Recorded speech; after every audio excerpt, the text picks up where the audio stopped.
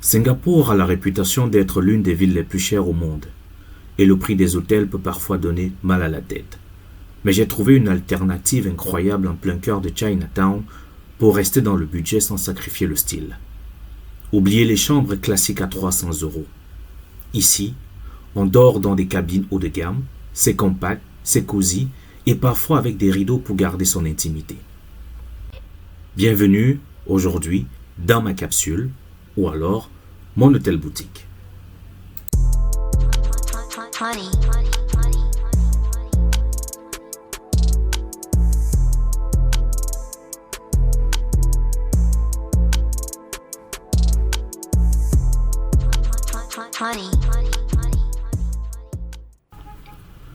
Ici, nous sommes maintenant à l'intérieur de mon hôtel capsule. C'est une chambre de, on va dire, 6 lits superposés. Et comme vous pouvez le remarquer, j'avais déjà des voisins qui avaient déjà déposé leurs valises là. L'avantage ici, c'est que, comme vous pouvez le voir, ces coffres, ils sont digitalisés.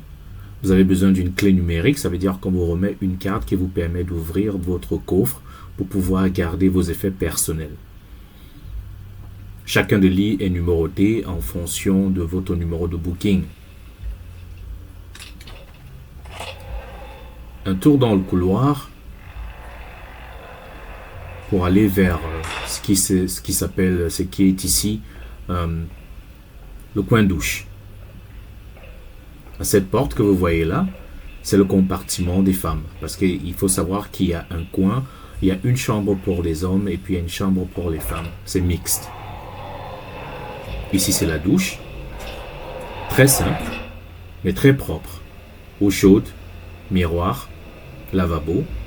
Bref, le basic. On y est à l'aise. C'est pas le grand luxe, mais ça dépanne énormément. Il y en avait comme ça 3, on va dire 2 douches. Il y avait 2 douches. On emprunte le même couloir pour ressortir. Je vais essayer de vous présenter la salle commune, parce que oui, en effet, il y a une salle commune où, voilà, très souvent, ça sert beaucoup plus de salle d'attente. Voilà. C'est ici la salle commune, et cette porte donne au rangement des valises. C'est-à-dire que quand on a des valises et en plus, on les garde là-bas normalement, ils ne restent pas dans la chambre. Cette machine, j'aurai l'occasion de vous en parler dans une autre vidéo. C'est celle qui m'a aidé à faire le check-in parce que dans cet hôtel, il faut savoir que vous n'êtes pas assisté pour le check-in. C'est sûr, c'est cette machine que vous utilisez. Mon hôtel, je vous l'avais prévenu, donne directement sur la rue de Chinatown parce que je suis en plein Chinatown. Ce que vous devez savoir, c'est que ce type de logement, il y en a beaucoup de ce côté de Chinatown et qui sont même d'ailleurs protégés par le gouvernement singapourien. Alors, je pense que le plus important maintenant, c'est de vous montrer la capsule en elle-même. Venez, on va voir à l'intérieur à quoi ça ressemble. Alors, je vous ai montré tout à l'heure à quoi ressemblait l'hôtel dans lequel je suis arrivé. Il faut dire que c'était un genre d'endroit très commun à Singapour. Alors je vais parler doucement parce que voilà, j'ai quand même quelques personnes avec lesquelles je dors dans les autres cabines, faut pas trop les déranger. Donc c'est vraiment juste un petit couloir, juste une cabine, on va dire, très petite, mais assez pour vous contenir et peut-être certaines de vos choses. Vous pouvez voir, j'ai eu quand même le temps d'accrocher ma chemise et ma casquette. C'est vraiment tout petit. Je vous fais voir comme ça. Si je vous fais voir l'autre côté, vous allez voir là, il y a un miroir et ici vous avez une espèce d'accès commande pour toutes les fonctionnalités de la cabine. Alors je vous explique très vite. Par exemple, pour la gestion de la grande lumière, vous avez ce bouton-là qui me permet soit de complètement éteindre la lumière principale, soit de la rallumer et d'augmenter la qualité de la lumière. D'accord? Je peux encore la baisser. C'est très pratique.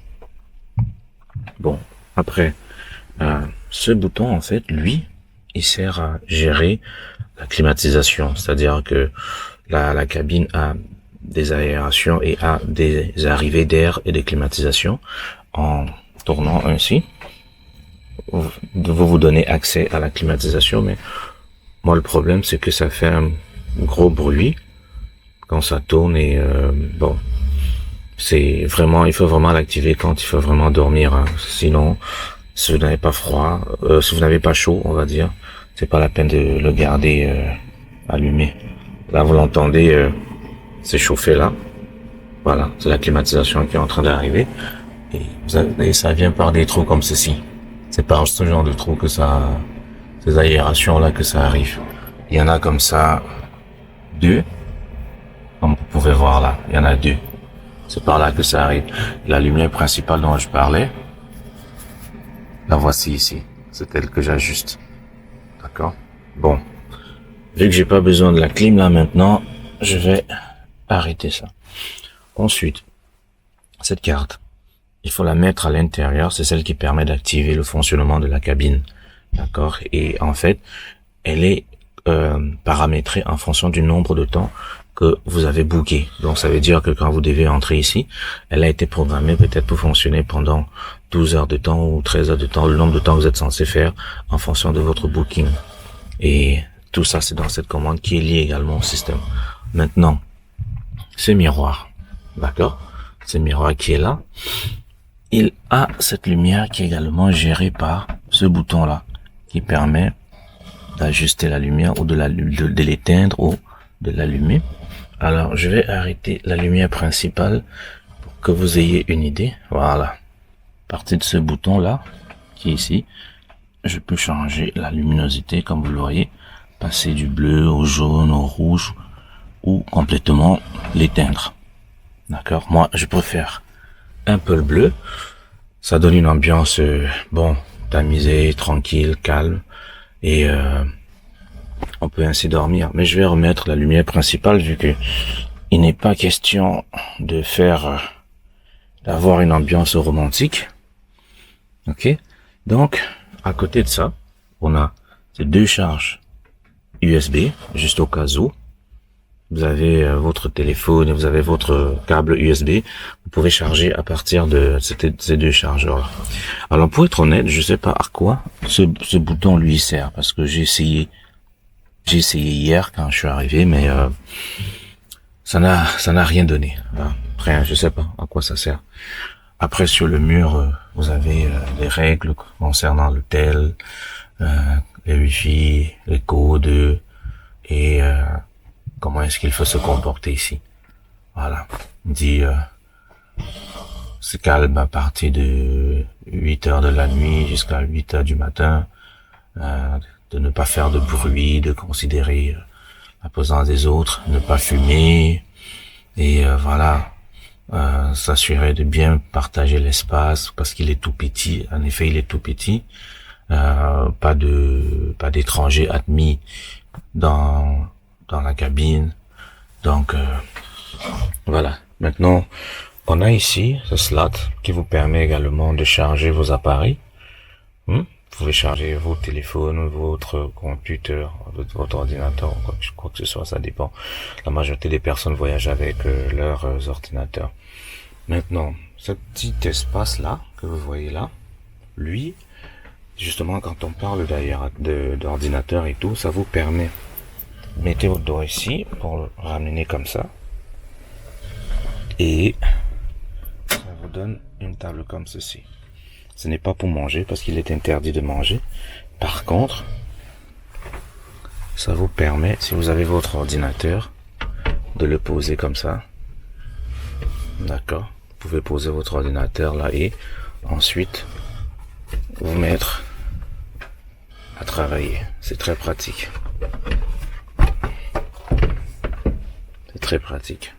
Vous pouvez travailler, vous mettez votre clavier là et puis vous faites ce que vous avez à faire et une fois que vous avez fini de travailler, vous ramenez ça, surtout si vous avez besoin de dormir, vous ramenez ça ici et un petit levier en bas qui vous permet de faire glisser ça comme ça et de le ramener ainsi.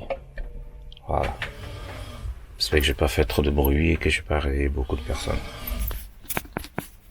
Voilà. Donc c'est dans cet espace que j'ai passé déjà la nuit. C'est confortable, le matelas il est très bon, j'ai très bien dormi, avec la climatisation c'est super, et on se respecte ici, on fait pas trop de bruit. Bon, moi j'ai fini ma nuit, il est 6 heures du matin, il faut que je fonce à l'aéroport. Je voudrais pas rater mon vol retour sur Manille. Allez, à tout à l'heure.